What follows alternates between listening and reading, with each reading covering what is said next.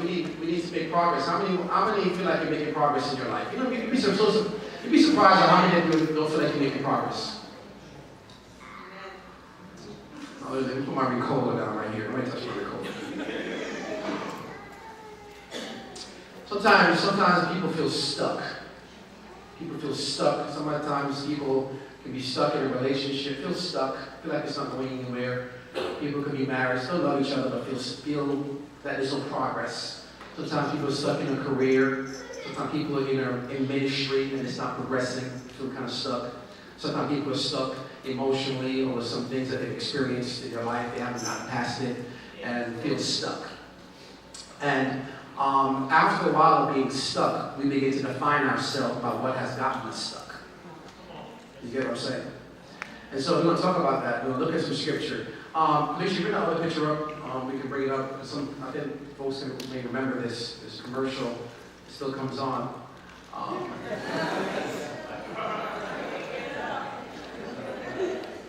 And while this may be funny, but yet in the spirit realm, a lot of people in church are just like this. But it's not that I can't get up. Some of it's that I've fallen and I don't know how to get up. I've fallen, back in 1980, the late 80s, early 90s, this commercial, we had a little old lady. She said, "Help, help! I've fallen and I can't get up." Oh, what's not losing my mother? What's going on?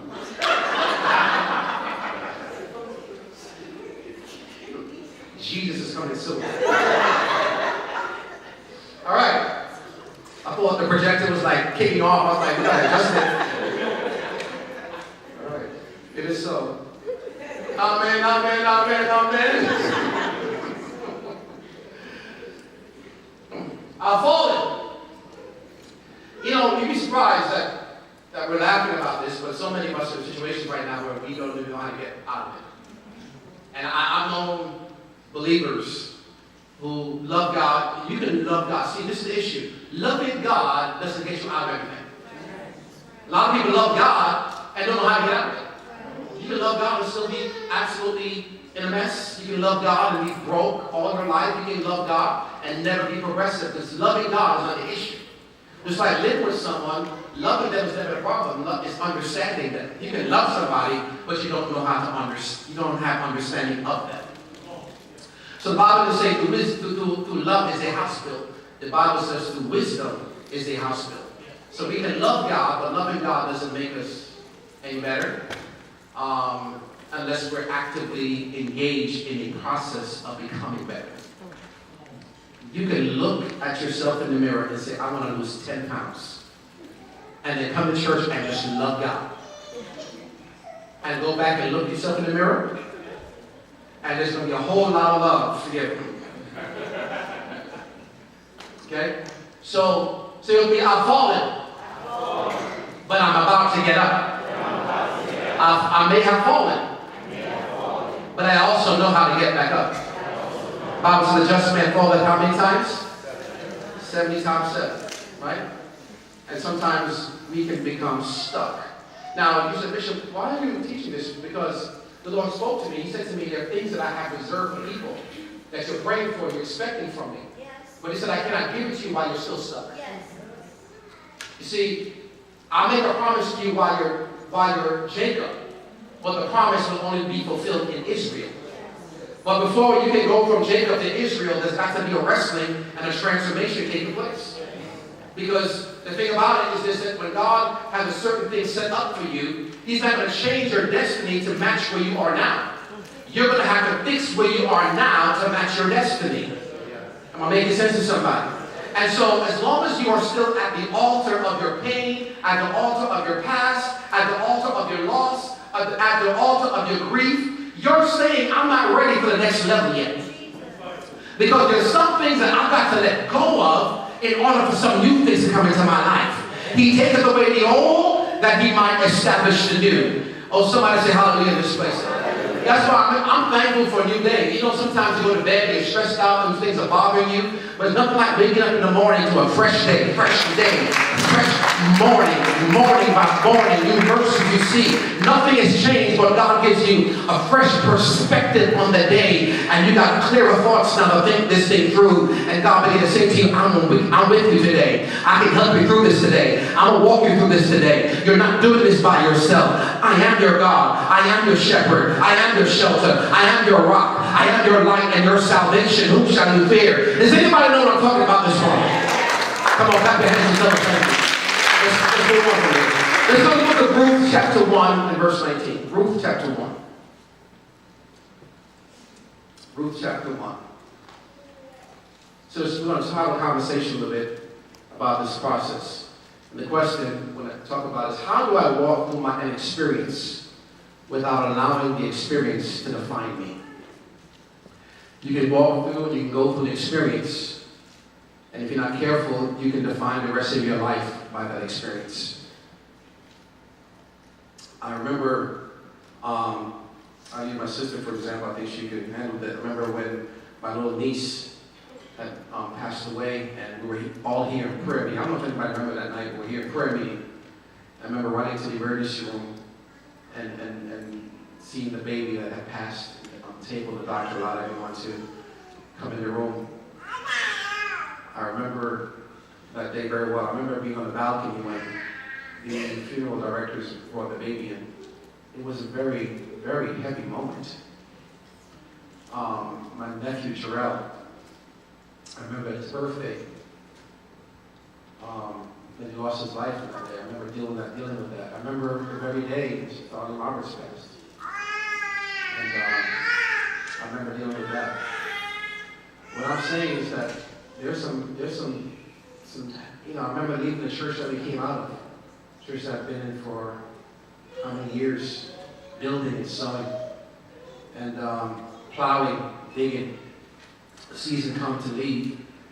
And I remember going through a lot of change and transition in that time of our life with Crumbie. And then sometimes God has a way of, God is so unique, God is so funny, God has such a sense of humor, Chris. Because while you're in this situation, God says, I want you to build an ark. And you're saying to God, how do I give something that I need myself right now?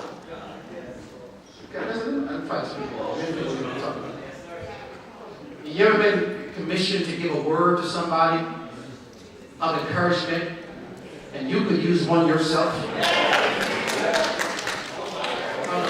try this out here. Have you ever had to give something that you needed? And while you were giving, you would say to yourself, Dad, I wish somebody could do this for me. Has the Lord ever told you to sow a financial seed to somebody? And they were like, bless you, thank you. Your heart. It'd be nice if you could do the same thing with it.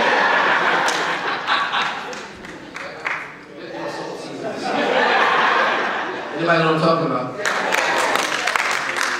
Everybody's smiling when they're getting. Bless you. Right? And in your heart, you're like, Lord, when are you going to bless me indeed? I pray for increase. Does anybody know what I'm talking about? Hallelujah. Sometimes you're giving. Even in a marriage, you may have to give what you want until that person recognizes what you're trying to do and start giving back to you. Some of you, I see some folks shaking their head no, but trust me, it will work after a while. There's a time called seed time and harvest. Don't look at me like that. Somebody said, oh, Bishop, I've been sowing in the wrong ground. You got the right ground. You got a ring on it, it's the right ground. Lord have mercy, look how you're looking at me. So watch this now. So they too went until they came to Bethlehem. And it came to pass when they come to Bethlehem, that all the city was moved about them, and they said, is this Naomi? Now, who's Naomi? Naomi is a woman that was married to this gentleman that left Bethlehem, Judea, and they went down to Moab. Anybody remember the story? You know the Bible. She went down to Moab with her husband and her 2 sons. And while they were down there, the Bible said that her husband died. That's sad. Then not only their husbands died, those two boys married some girls down in Moab. And the husbands died. The boys died. So she lost her husband and two sons. My God, that's a heavy burden for any woman to carry. Yes or yes? Hallelujah. That's a heavy burden for any woman to carry, to lose your husband and your only two sons. How many believe that she has a reason to be sad? How many mothers would be sad if you lost your two sons?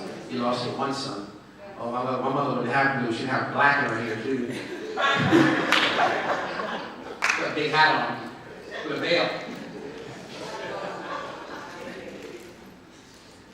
So they took it. Now, they said, is this like Naomi? Now, I was looking at what Naomi meant. I was looking this up to see what her prophetic name was. And the word Naomi means my joy, the pleasantness of Jehovah. Say with me.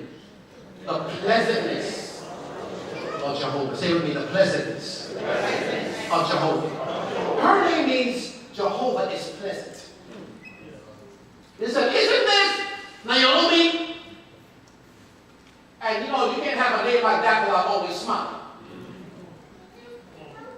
You have a name called the pleasantness of Jehovah, and you got a bad attitude, that doesn't work, right? Verse number 20. Let's look at what she says. And she said unto them, call me not the pleasantness of Jehovah. Call me Mara, which means bitter. For the Almighty have dealt very bitterly with me. She says, don't prophesy to me. Don't prophesy about me being the pleasantness of Jehovah. Because I've went through some situations in my life that have took away my pleasantness and brought in bitterness. So we have three women that was coming out of Moab. We had Ruth, we had Naomi, right? We have Orpah, right? Remember the story? What happened to Orpah? What did she do? She was leaving. And Naomi said, listen, you need to stay here because I'm too old to have no son. If I had a son, would you even wait for him? She says, you make a good point there. I think I'm going to stay here and go on Match.com. So she goes back. Three women with the same experience. One goes back. One goes forward. Another goes forward, but she says, I'm not going to go forward in a pleasant manner. I'm going to stay bitter. And I can't imagine what it was like for Ruth. Ruth, whose name is beautiful, to live with somebody, to go to church with somebody who should have pleasantness, but because of what they've experienced, they have become bitter. And it's amazing how many times, even people in church, because of experiences, you have become somewhat bitter. And sometimes you become angry with God because things didn't work out the way you thought that God should have worked it out for you. And you'd be surprised how many people come to church but they have a silent anger towards God. And they're not giving everything to God because, God, you should have seen this coming. You should have helped me through this. You should have protected me from this. You should have warned me of this. And you'd be surprised how many believers are still kind of angry with God. And so Ruth decides, Naomi rather, have decided that I am going to define the rest of my life by what I have experienced. That's a dangerous place. Because you can go through a failure, but you're not a failure. You can go through a loss, but you're not a loser. You can go through brokenness and not stay broken the rest of your life. He said, I am the Lord that healeth thee. You can be in a situation that's difficult, and yet you don't have to define your whole life as being difficult. Now, what begins to happen here? So Naomi goes back, Ruth goes back. They both go back. But Ruth has decided she's going to go forward. Naomi has decided, I can't do any better. I'm very angry and I'm upset. Bishop, how do I walk through an experience without allowing my experience to define me? Because sometimes this is what I'm feeling in my spirit today very strongly. Because, even when I believe it was Hannah, she was praying, but she wanted Peninnah, my goodness, Peninnah. Every time Peninnah turned around, Peninnah is pregnant. Peninnah has a baby. Her and Elkanah go down to CVS and get one of those pregnancy kits. And 6 months later, she's running out her kid. With her kid. She's like, touch 3 people. See, it's coming. And, you know, Hannah is not happy about that. Hannah, the Bible says this. The Bible, you know what's interesting about the story of the company? The Bible says every time that she went up to the house of God, the enemy came to provoke her. That means that the whole situation didn't come to an edge until it was time to go to church. You'd be surprised how that's when the devil wants to throw that stuff right in your face. Not when you're at work, not when you're at Olive Garden having your breadsticks waiting for your salad to come out. But when you are coming to the house of God to worship, the enemy has a way of throwing things right in your face because he knows that once that thing hits you, it blocks your worship. That's why if you are a real worshiper, let me tell you something. I'm not worshiping because everything is good. I'm not worshiping because I feel like, everything is working out the way I think it should work out. There are some fears that we do have. There are some issues that we're struggling with, but you got to learn to lift your hands up anyway. You got to learn to praise God anyway. It doesn't mean that everything is working out the way I feel it should work out. It just means I made up in my mind that I will bless the Lord at all times, and that I really believe His praise should continually be in my mouth. It doesn't mean that everything is good. It just means I made up in my mind that He is worthy to be praised. Oh, give thanks unto the Lord, for He is good and His mercy endures forever. I need about 21 people that believe the word of the Lord today. Just clap your hands and tell them something in this house.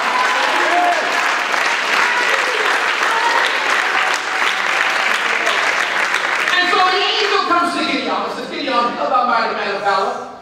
Gideon says, well, I don't know who you're talking to. You must be talking to the guy in the row behind me. Because, see, what you don't understand is that I've been poor, my mother's been poor, we grew up on government cheese, we've been cashing big checks all our life, and you know what, for 3 generations it's been happening. We're on 9-7. Remember those times we like, you get a big check, you try to cash a big check, and the cashier, Mary, we're on 6! Remember those checks? I don't know how it works today, but I did have big. We had big. No, we didn't have wig. I don't want to act like I didn't get wig. That was 20 years ago. You want to be very conservative with your wig. You want to get your milk, your cheese. You have to call the cashier manager. Remember one time I saw some church folks in the supermarket? I left. I was like, God, I got to get out of here. You don't want everybody knowing your business. You know what I'm saying? You know how you're laughing. I had cornflakes on wick.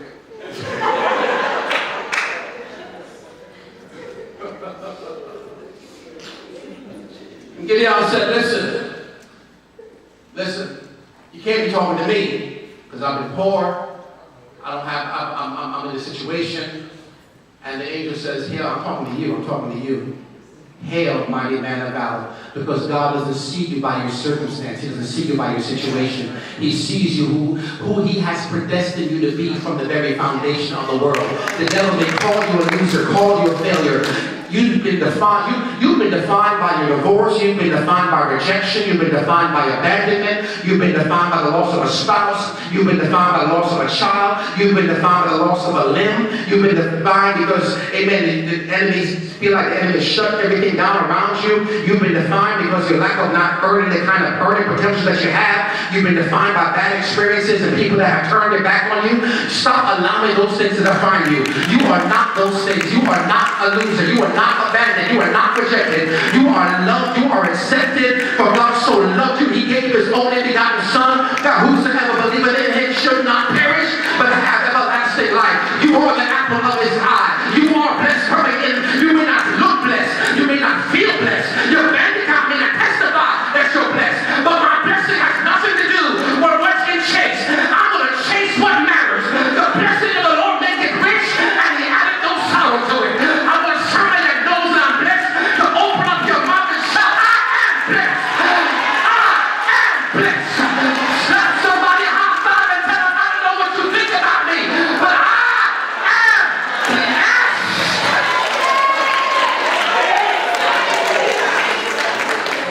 Don't you look at my 2 for $99 suit. Don't you look at my Payless shoes. Oh, don't you look at her running my stocking. Don't you look at my weave unraveling. Don't you look at those say, I am blessed. Somebody say I'm blessed. I want you to give a praise like you're blessed. Clap your hands like you're blessed. Lord, if I had an oxygen tank, I'd shout. Shout like you're blessed. Clap your hands like you're blessed. Give God a praise like you're blessed. Oh, give thanks unto the Lord, for He is good.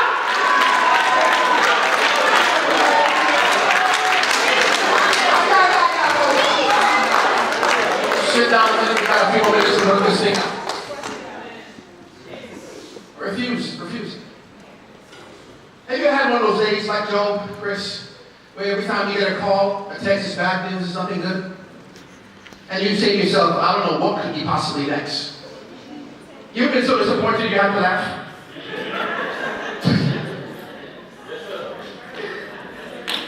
Wait. What else you gonna do? Because you decided I'm not gonna cry no more. God's got my back. And if this is happening, God has a purpose for my life. And God has a reason why I'm going through this. And this too will pass. And this is not the end. Because He is the author. We're going to have some church folks here. He's the author. That means before I get to the end of this script, He already determined what the outcome was going to be. And I don't know about you, but I'm starring in my own movie. And one thing I learned about movies, the star never dies. Oh, hallelujah, somebody. Don't you write yourself off. Don't you count yourself out. Because God is not through with you yet. I don't care what your last church said. I don't care what your last job said. I don't care what your last husband said. God, feel the Holy Ghost in this place. I wish I had 20 people to open up their mouth in this place today. Because it ain't over. So God said it's over. So I need to, there's some things that I gotta work on. I gotta work on some things. That's all good. It's all good to get church, crazy. But it's not enough to do that and then go back home and get depressed, which is where some of you have been living. I don't want to speak to the church you. I want to speak to the one that lives at home. The one that wears that little shortcut 19. It looks like you were dad with a lion instead. When you go home, I'll leave you in your chair nice and long.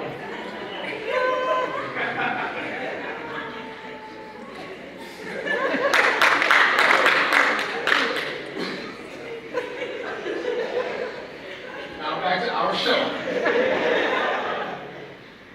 Come on. You gotta look at yourself in the mirror and people get home and say, I'm blessed. I in my pajamas when I go to my bed. Because I don't want to look like color. You gotta feel a certain way about yourself.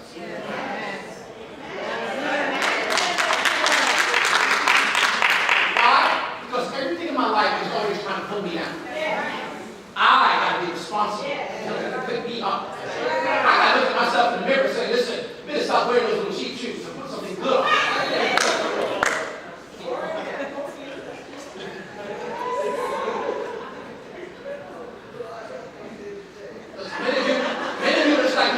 You will give everything for other people and then be cheap on yourself. You will empty out your checking account to bless somebody, and then you won't buy yourself something for $10. Is anybody here like that? You'll give so much to other people and leave yourself last. Oh, hallelujah. I got a word for you. The last needs to be first. You gotta love your neighbor as yourself. You can't give the people what you don't. You can't be for other people what you are not for yourself. You better be. Amen. Let me move on. I gotta stop defining myself by what I've experienced. So let's go to Joshua chapter 1 and let's make a little more sense out of this. Because the role of ministry in church is not just to get you excited, it's to help people become unstuck. Joshua chapter 1 and verse 1. God, say with me, God doesn't want me to be stuck. You know what, Crumby? This is the deal. It's not enough for us as leaders to preach to other people. We got to live out the stuff that we're preaching. If we're going to encourage people and tell them to bless the Lord at all times, then we have to bless the Lord at all times. But the enemies will come back to you and try you by what you're going to sing, give him the highest praise. Trust me, all hell is coming at your life. Okay? Because if you're going to lead people in worship, then you got to know how to worship through your own song. Because worship is not something you do on stage. Worship is a lifestyle. When you're tempted to lie, you tell the truth, you're worshiping. When you're tempted to be dishonest, you choose to walk in righteousness, you are worshiping. When you're tempted to go into a mess, you say, you know what? I can't mess with this kind of stuff. I can't do this and worship God. And come to church and that's worship. Worship is not what you say. Worship is what you do. And see, that's what happened to people when they see people on stage and say, I want to be part of that. Because they thought it was something to be done on stage. But if you're going to stand in front of God's people, when all hell comes against your life, it's not about, oh, come on, let's worship him. You better stand up and say, I know that my Redeemer liveth. I know that this too will pass. I know that the God that brought you out can bring me out. I know that the God that opened the door for you can open the door for me. Worship is you living out what you know about God. It is not about being on stage. Anybody can get on stage. But everybody can't be a worshiper. Oh, sometimes I don't have to have my mouth open to worship. Sometimes when I feel the weight of the devil trying to put things on me, and I can still say, God, I know you got this in control. I refuse to act like what I'm feeling. That's worship. When you refuse to answer somebody in a negative way, when you have all right to do so, that's worship. That's a sweet Savior. That's what Paul said, I beseech you, therefore, brethren, by the mercies of God, that you present your body a living sacrifice, holy and acceptable unto God. It's my reasonable service. This is how I worship. This is how I worship. It's not what I do on stage.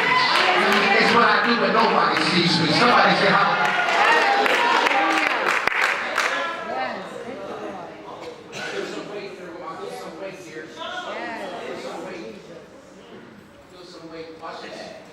Now after the death of Moses, the servant of the Lord, it came to pass.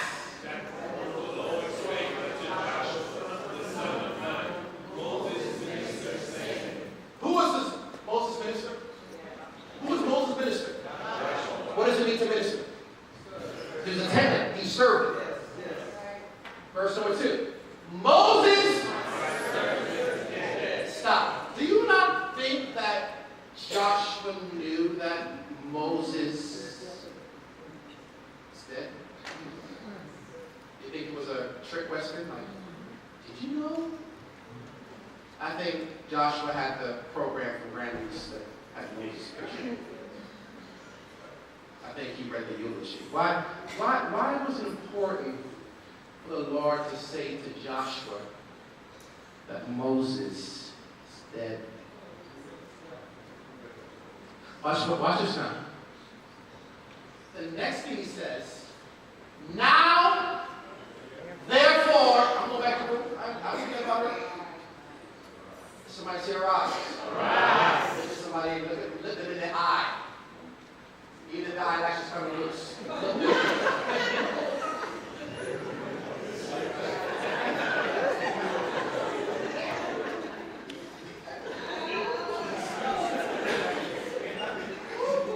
Look them in the eye. Say, God wants you to arise. So Mary, look at this. The Lord spoke to Joshua. And he says to him, Jeremy, he says, Joshua, Moses is dead. You know what? There's a time for grief that God gave Joshua. I'm going to give you a chance and time to deal with this. God is not insensitive to our loss. I shared earlier in the service that in 2005, 2006, somewhere around there, after being saved for about a year and a half, Bishop Smith was here, and he asked me a question. He said to me, do you ever plan to get married again? I said, yes. He said, well, if you plan to get married again, why do you still have your lip band on? Because it represents the covenant that I had with my previous wife. But the Bible says that covenant is over. So I'm saying one thing with my mouth, but my actions are saying that I'm still tied to what I had. That's right. Oh, I feel the Holy Ghost work. I'm about to know somebody here. I just need to see with me. I'm trying to push something through. Because there's a lot of prophetic words that are orbiting this universe. But it can't be manifested because you have to put to rest Moses. Yep.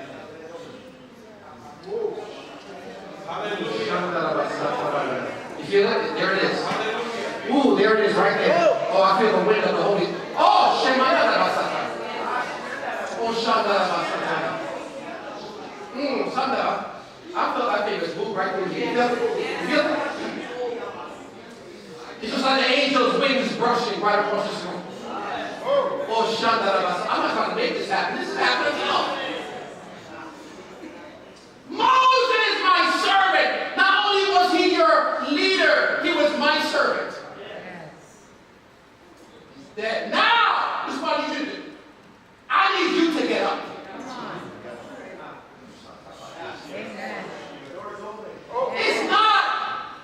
It's not that you don't want to get up, but you can become stuck in what you have. And God says, I've got a work for you to do. He might be dead, but you're alive, and I've got an assignment, I've got an anointing, I've got a work, I've got a ministry, I've got a plan, I've got a purpose. And just because what you had is gone doesn't mean my plan and my will and my purpose and my assignment has ceased to exist with your life.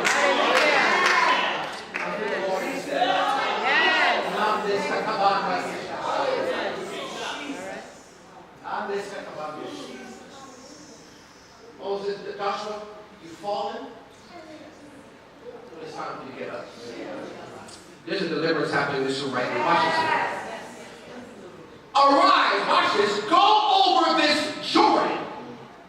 Thou and all this people. Watch this now. So that means that if I stay stuck, not only am I stuck, but all the people.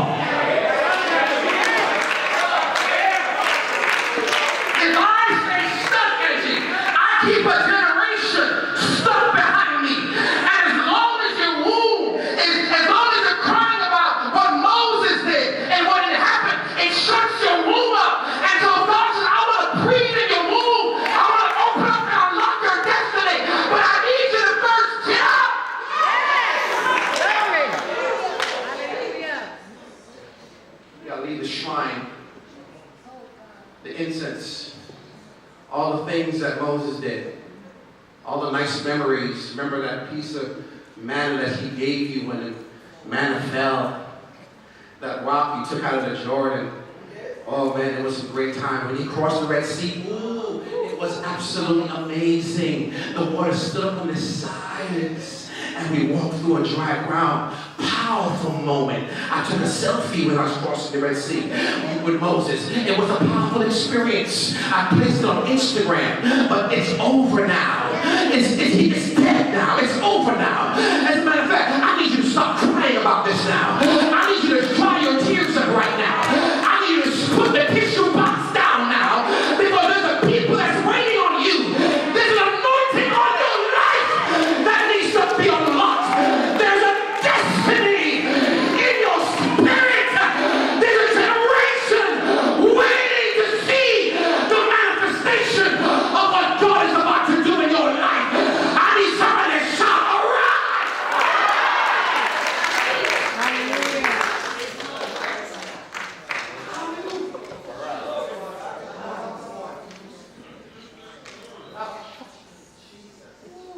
I gave you time to deal with this.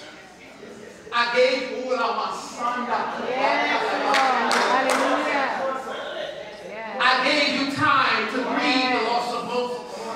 I gave you time to deal with this. Oh, Shakandoro. But now the Lord says unto thee, I need you to move from the altar of your pain. Move from the altar of your past. Move from the altar of your rejection. And turn you northward. You've been going around this mountain long enough. You've been going around this circle long enough. 1 minute you're up, next minute you're down. I need you to turn over the altar. And I need you to arise. Hallelujah.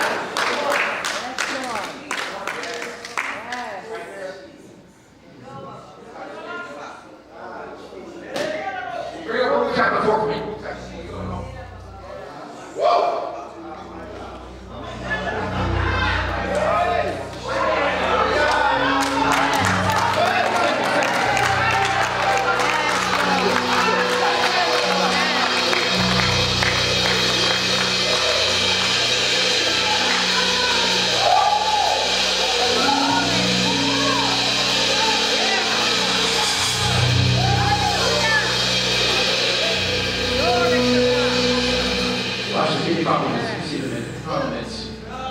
I heard the Lord speak to me and said, my strength is made perfect in your weakness. Watch this. I'm going to show you something that's very powerful. I woke up yesterday evening, came from church, went to a funeral, left. I woke up at 6 something, my recliner. I thought it was actually Sunday morning. And my wife was up, and I was like, great. She's up early. And no, she's always up early. I mean, but I say, great, we're both up early. You know what I mean? Because sometimes she's up and ready. And I get in my closet like Superman. I step in, and I step out dressed. That's how we brothers do it, right? That's how we roll, right? Brothers.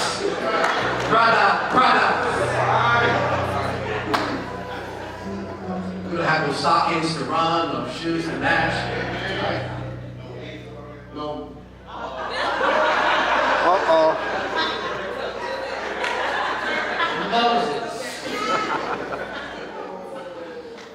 Moses. Get back to Moses.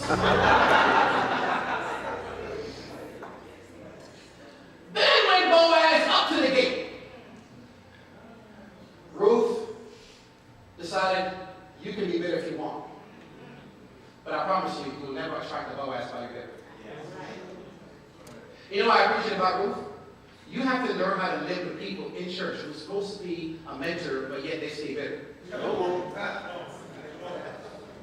And don't become like them. Because you have a destiny. Because see, you're the one about to give birth to a child that's going to Obed, that's going to give birth to Jesse, that's going to come down to give birth to Jesus. So see, your destiny is tied to a supernatural purpose. This ain't just about you having a baby. You're about to give birth to the Son of God. The Word making flesh, coming down through 40 and 2 generations unto us. Feel like Christmas here. A child will be born, a son will be given, and the government, what you're about to give birth to, that's why Satan has been trying to keep you stuck. Because he knows what you are about to give birth to. He knows what is locked up in your womb. And that's why he wants to keep you in a place of being stuck. But I dare you to open up your mouth and say, I'm rising up today. I'm rising up in worship. I'm rising up in praise. This too will pass. Get up!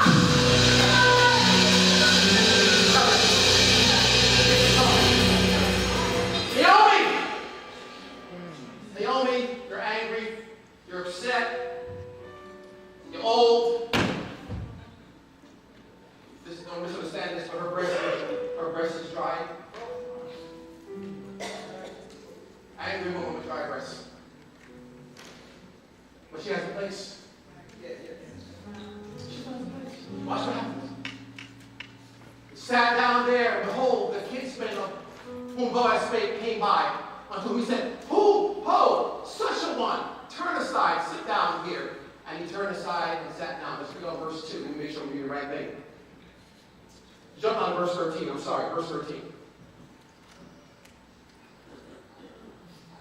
So Boaz, let's read this. So Boaz took Ruth. She was his wife. And when he went in unto her, the Lord gave her conception. Watch this. If Ruth was still crying about her husband that died, she would never, that womb would never open up. I'm trying to get deliverance in here. I'm literally interceding. I'm not just teaching. This is not fun and games. I'm interceding. As long as you're still crying about what you lost in Moab, your womb will never be open to your future destiny. Amen. Oh, I wish I heard. I wish somebody was saying that. And she bare a son. Verse 14. And the women said unto Naomi, notice now, when Ruth gives birth to her son, Naomi stopped saying, call me mama. Because what you're about to give birth to is going to change the vision, the declaration, and the perspective of a generation. God's going to cause you to give birth to something that other people are going to change. It's going to change other people's opinion about themselves. Well, that's powerful stuff right there. Watch this. Blessed be the Lord, which hath not left thee this day without a kinsman, that his name may be famous in Israel. Verse 15. And he shall be unto thee a restorer of thy life. Stop right there. They're not speaking to Ruth. They're talking to Naomi. Because Ruth is about to give birth to something that's going to restore something that was broken and missing in Naomi. Amen. That's the reason why you can't stay stuck. Because what you're about to give birth to, Stacy, is going to open and lock someone else's destiny and purpose. Are you hearing what I'm saying? Watch this. And a nourisher of thine old age, for thy daughter-in-law, which loveth thee, which is better to thee than 7 sons hath borne him. They're prophesying to her. Verse 16. Watch this here. We're going to go home after this. And Naomi took the child and laid it in her bosom. Watch this, Brother Prophet. Many theologians believe that when this child was born, Naomi's breast the Bible says she became its nurse. In other words, her old dry breast got new life. Amen. Who might prophesy to you today? You may have counted yourself out. You may have said, I'm too old and it's over. But if you stay in covenant with the right person, they're going to give birth to something that's going to restore years upon your life. Somebody shout, restore the years. Verse 17, watch this. They watch Naomi, watch this now, verse 17. And the women, her neighbors, gave it a name, saying, there is a son born to Naomi. They didn't say a son born to Ruth, because her youth and vitality was restored. Yes. She took the boy and she began to nurse him. Obed. Is that the same lineage where the Ark of the Covenant was in the house of Obed? Because you're going to give birth to something, somebody that's going to house the glory of God. Hallelujah. We're going to have some people in this place to understand what I'm talking about. You're about to give birth to something that's going to house the glory of God until everything in that house is going to be blessed. Until David's going to say, I got to go get the ark because everything in the man's house is blessed. You're about to give birth to a blessing. The devil is a liar. What the devil meant to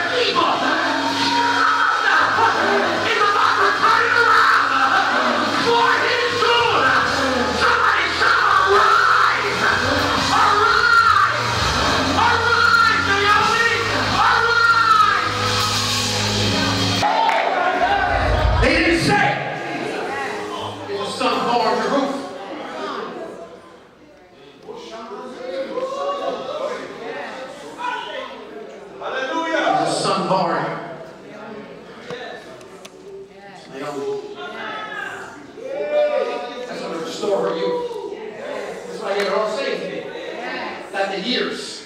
I'm prophesying to you right now. That the caterpillar and the cankerworm and the moth have eaten, God said, I'm going to restore those years.